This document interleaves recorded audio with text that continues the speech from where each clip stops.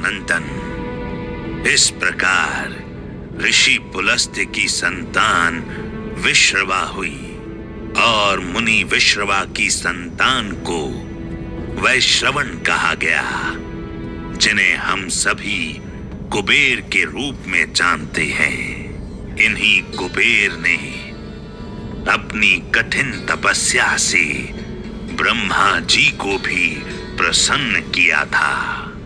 मुनि विश्रवा ने ही कुबेर को लंका नगरी में रहने के लिए भेजा था। धीरे धीरे पाताल लोक से अनेक राक्षस उस लंका नगरी में आकर रहने लगे।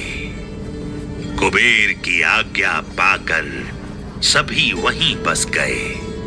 कई काल बीतने के बाद पाताल लोक से सुमाली नाम का एक राक्षस अपनी पुत्री को साथ लेकर धरती लोक पर आया।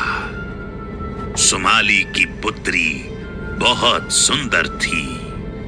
उसका नाम कैकसी था। सुमाली अपनी पुत्री कैकसी के लिए योग्य वर की तलाश में था। तभी धरती पर विचरण करते हुए सुमाली की दृष्टि सोने की बनी लंका नगरी पर पड़ती है। वहां विश्रवा मुनि की संतान कुबेर व अन्य राक्षस भी रहते थे। सुमाली वहां पहुंचता है। तभी कुबेर अपने पुष्पक विमान पर सवार हो अपने पिता विश्रवा मुनि से मिलने जाता है। सुमाली भी छिपकर उनके साथ हो लेता है। तपस्वी विश्रवा मुनि को देखकर सुमाली के मन में विचार आता है कि राक्षसों के उद्धार के लिए विश्रवा मुनि से उपरयुक्त कोई नहीं हो सकता। इसी विचार के साथ वो अपनी पुत्री कैकसी के पास जाता है। वह उसे विश्रवा मुनि को अपने पति के रूप में स्वीकार करने की बात कहता है। अपने पिता की आज्ञा व कुल का मान रखने के लिए कैकसी इस बात को स्वीकार कर लेती है और उस स्थान पर पहुंच जाती है जहां मुनि विश्रवा तपस्या करते थे। कैकसी अपने पिता की आज्ञा के अनुसार विश्रवा मुनि के पास जाती है और उन्हें सारी बात कह सुनाती है।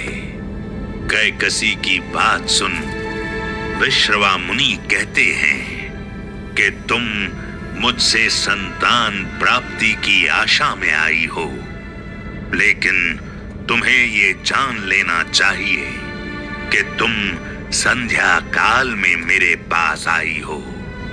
इससे तुम्हारी संतान क्रूर स्वभाव व भयंकर शरीर वाली होगी एवं वो राक्षसी कर्म करने वाली होगी। मुनि विश्रवा के मुख से ये बात सुन कैकसी उनके चरणों में गिरकर बोली, हे भगवान, आप जानते हैं कि मैं इस प्रकार की दुराचारी संतान को प्राप्त करने की आशा नहीं रखती हूं, अतः आप मुझ पर दया करें।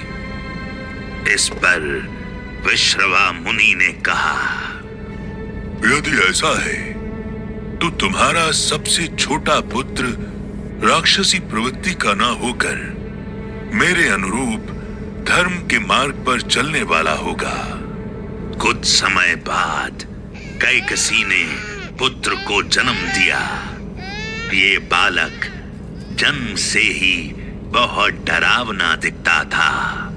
उसके 10 सिर, 20 भुजाएं व बड़े बड़े तीखे दांत थे। उस बालक के पैदा होते ही धरती पर अशुभ संकेत होने लगे। उल्कापात, भूकंप और भयानक वर्षा से चारों तरफ हाहाकार मच गया। विश्रवा मुनि ने उसे देखा और कहा, जैसा मैंने कहा था वैसा ही हुआ है। ये तुम्हारा पहला पुत्र 10 ग्रीवाओं यानी 10 गर्दनों के साथ पैदा हुआ है, इसीलिए इसका नाम दशग्रीव होगा।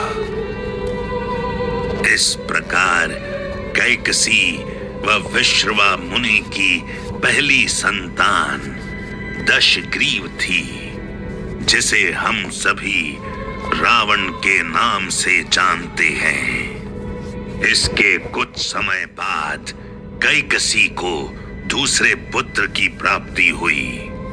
ये बालक पहले से भी अधिक भयंकर और विशालकाय शरीर के साथ जन्मा था। इसका नाम कुंभकर्ण रखा गया।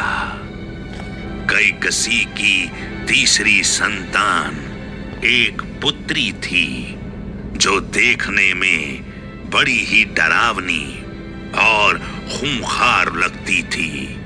इसका नाम शूर्पणखा रखा गया। अंत में कैकसी के गर्भ से चौथी संतान के रूप में एक तेजस्वी बालक का जन्म हुआ। इसके जन्म के साथ समस्त धरती पर खुशी का वातावरण हो गया। ठंडी मीठी हवाएं चलने लगी और सूरज की गर्मी भी कम हो गई। आकाश से फूलों की वर्षा होने लगी। इस बालक को देख मुनि विश्रवा भी बहुत प्रसन्न हुए, क्योंकि उनके कहे अनुसार कैकसी की अंतिम संतान उन्हीं की तरह तेजस्वी व धर्म के मार्ग पर चलने वाली थी।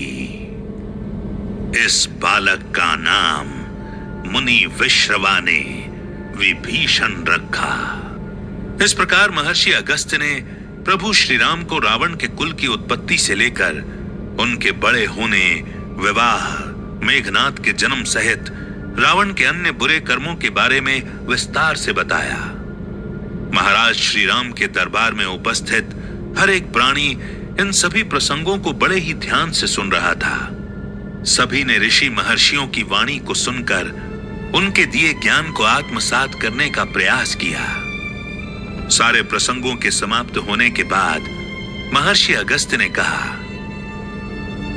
हम सभी के प्रिय श्री राम, आपने व आपके दरबार में उपस्थित हर एक प्राणी ने मेरे द्वारा कहे गए सारे प्रसंगों को अच्छे से सुना। इसके लिए आप सभी को साधुवाद। अब हमें प्रस्थान करना होगा। इस पर प्रभु श्री राम ने बड़े आदर भाव से कहा, मुनीश्वर, आज मुझ पर देवता, पितरों और पितामहों का आशीर्वाद रहा, जो आप सभी विद्वान व तपस्वी जनों के दर्शन करने का मुझे सौभाग्य मिला। आप सभी के अयोध्या आने व अपना आशीर्वाद हमें देने के लिए मैं अयोध्या नगर के वासियों की ओर से आप सभी ऋषि महात्माओं के चरणों में एक बार फिर से सादर चरण स्पर्श कर आप सभी का आभार मानता हूं। ऐसा कहकर अयोध्या नरेश प्रभु श्री राम व उनके राज दरबार के सभी सदस्यों ने चारों दिशाओं से पधारे विद्वान ऋषि महर्षियों को आदर पूर्वक अपने अपने स्थान पर विदा किया। सभी के जाने के कई देर बाद तक भी प्रभु श्री राम उनके द्वारा सुनाए गए प्रसंगों में खोए रहे। अगले दिन प्रातः फिर से राज दरबार लगा। महाराज श्री राम के साथ अन्य सभासद भी दरबार में उपस्थित हुए। अयोध्या नगरी के सभी जनपदों के प्रमुख भी राज दरबार में अपने अपने स्थान पर आकर बैठे। प्रभु श्री राम ने महाराज के रूप में कार्यभार को संभालते हुए जनपदों के प्रमुखों की बातें सुनी और यथा योग्य उन्हें समाधान प्रदान किया। इस प्रकार अब प्रतिदिन महाराज श्री राम राजसभा में बैठकर अयोध्या वासियों की देखभाल व शासन का कार्य करने लगे। कुछ दिन बीतने के बाद प्रभु श्री राम के ससुर राजा जनक, मामा युधाजित व मित्र प्रतर्दन ने अपने अपने स्थान पर लौटने की इच्छा जताई। इस पर श्री राम ने ससुर महाराज जनक, मामा युधाजित और मित्र प्रतर्दन को यथा योग्य सम्मान, आभूषण व राजसी रथ के साथ विदा किया। इस प्रकार महाराज श्री राम के राज में सभी जन सुखपूर्वक अपना जीवन व्यतीत कर रहे थे।